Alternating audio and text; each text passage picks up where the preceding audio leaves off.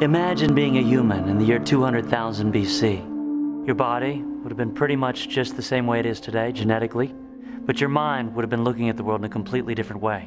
No telephones, no cell phones, no iPods, no books, no written language. Your experience of the world was one of drives: the drive to eat, the drive to sleep, the drive to procreate.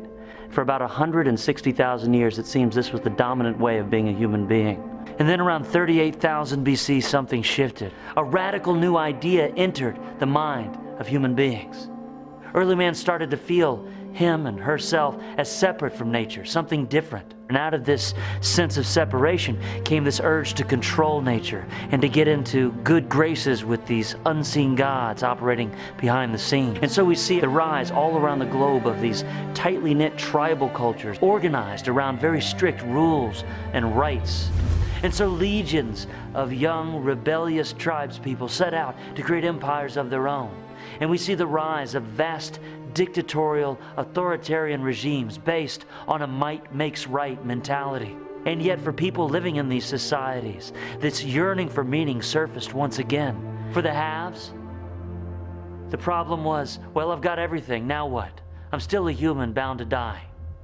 For the have-nots, the problem was, well, I'll never have the indulgences of kings, so what's the point? And so out of this yearning was an existential vacuum filled with a desire for purpose which had never been seen before. And from that, we see around 3000 to 4000 BC, the rise of major monotheistic religions all around the globe. Heaven, hell, right, wrong, concepts that before didn't even exist became the dominant ways that humans made sense of the world around them. The idea of life as a battle shifted to the idea of life as a test. And so we see around 15 to 1600 the rise of the scientific method and arts and education flourishing and creativity bounding and exploding in ways that had never before been seen.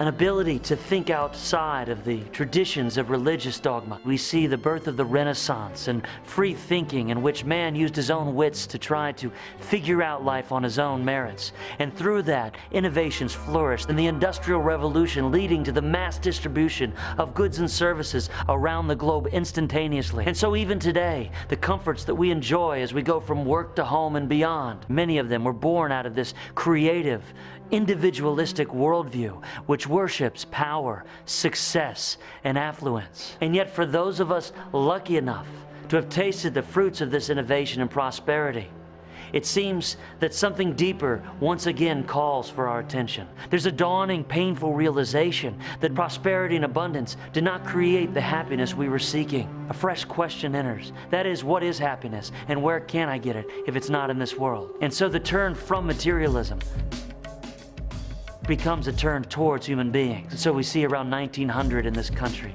the beginning of this humanistic worldview, which blossomed full force in the 1960s with the civil rights movement and all of the colorful paraphernalia associated with it. And yet, still, despite the beauty, despite the emotion, despite the non-dogmatic spirituality, once again, a shift has started to take place.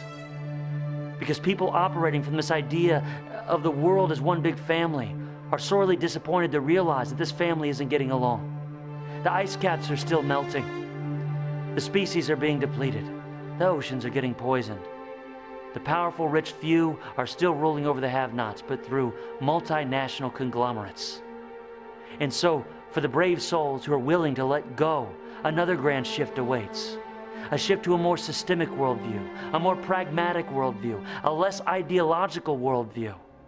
A worldview of someone who has the faith to let go of the mind and still feel connected to life.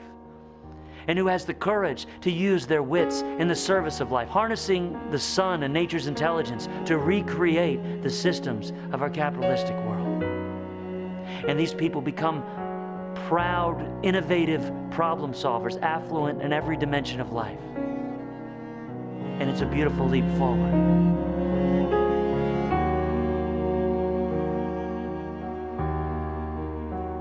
Once people become affluent with form, creating solutions that work on an economic, planetary, and humanistic level, they end up surrendering yet again to a mystery more subtle and more profound than they had ever imagined. Life turns from a problem to a poem, And that deep yearning for beauty becomes the all-encompassing quest to surrender to the moment and all that it has to offer. And all the left brain thinking and figuring out can't ever replace the sheer mystery of being alive. And so at the end of this long road, humans find that the true value of life is the mystery. And the true enjoyment can only happen now.